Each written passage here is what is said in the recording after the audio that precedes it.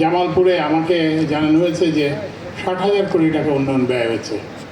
তো আপনারা এই যে কোনো একটা জেলায় যদি ৬০,০০০ কোটি টাকা বিনিয়োগ হয়, সেই জেলার চেহারা তো এরকম থাকার কথা না।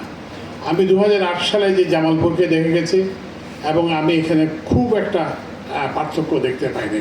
২০০৮ সালে যে জামালপুর ছিল আজকে ৮-৭-১৭ বছর পরে একই জায়গায় আছে।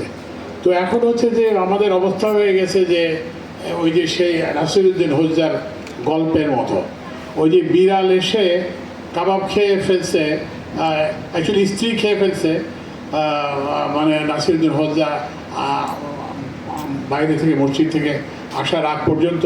তো এসে জিজ্ঞাসা করতেছে যে কী ব্যাপার, যাওয়ার সময় দেখলাম তোমার কাবাব বানাচ্ছ, সুগন্ধ পাচ্ছিলাম, তো এখন কাবাব কোথায়? তো তখন হোসজার স্ত্রী, উনিও চালাক প্রত্যুৎপন্ন মতি মহিলা, তো উনি বললেন যে বিড়াল খেয়ে ফেলছে। তো হোসজা তখন করলেন কি যে বিড়ালটাকে ওজন দিলেন। তো দেখা গেল যে যে পরিমাণ কাবাব বানানো হয়েছে বিড়ালের ওজনও একই সমান। তো তখন উনি বললেন যে যদি এটা বিড়াল হয় তাহলে কাবাব কোথায়, আর যদি এটা কাবাব হয় তাহলে বিড়াল কোথায়?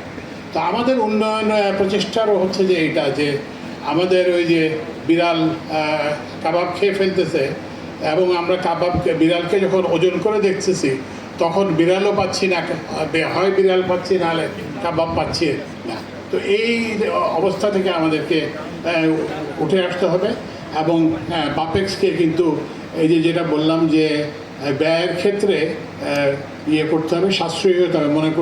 মনে রাখতে হবে যে আমাদের এই গরিব দেশের মানুষ এই টাকা দেয়, ট্যাক্সের টাকা, এবং নানানভাবে, এবং আমরা গরিব দেশ, এই তকমা নিয়ে আমরা বিদেশ থেকে অর্থ সাহায্য আনি, এটার কিন্তু সর্বোত্তম ব্যবহার করতে হবে।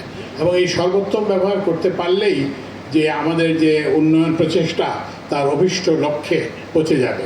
তা আমি এগেইন এখানে যদিও যে যে পরিমাণ গ্যাস আমরা আশা করেছিলাম সেটা আশানুরূপ নয়, তবুও আমরা যেহেতু একটা প্রুভেন রিজার্ভ পাওয়া গেছে, সেজন্য আমি আবার বাপেক্সকে অভিনন্দন জানাতে চাই এবং আমরা আশা করব যে বাপেক্স এর থেকে আরও বড় সাফল্য।